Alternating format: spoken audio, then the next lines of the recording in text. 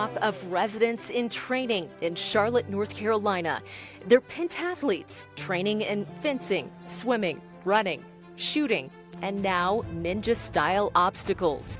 To master all is the epitome of the ideal soldier. They used to base their training in Colorado Springs at the Olympic Training Center.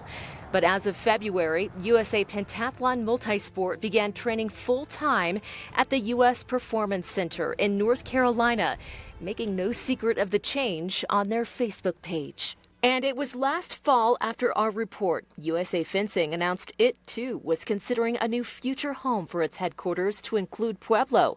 As of now, neither party could share an update.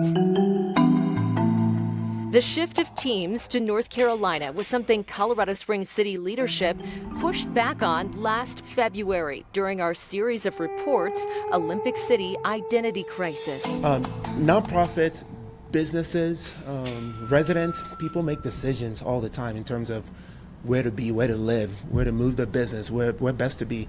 We welcome that. Mayor Yemi Mobolade doubling down. Does it bother you? Does it worry you that our taxpayer money, $2 million a year, is going to the USOPC, and yet we have athletes that are saying, we just don't have the resources here. We're going elsewhere. Does that bother you?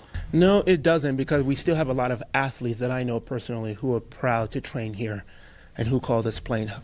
But who are leaving here. And 10,000 of them. So again, that's part of any ecosystem. People come in, people move, people come in, they move. But does that mean we have a problem in our hands? I don't believe so. We returned this year to gain his perspective, and we're told we respectfully declined to interview. We then asked for a statement to a list of questions about more oversight at the Olympic Training Center. As of this airing, we have not received a response. This luring of Olympic teams east is nothing new. It's been a concerted effort over the years. The North Carolina General Assembly greenlighting millions towards the Olympic cause, $12.5 million in 2021 and another $12.5 million in 2022. A grant to the U.S. Performance Center in Kannapolis for capital needs. And even more seed money poured into the North Carolina Sports Legacy Foundation, a nonprofit formed to support the U.S. Olympic Committee and to provide scholarships to the U.S. Performance Center. Legislators earmarking $22 million in 2023, followed by another $8 million in 2024.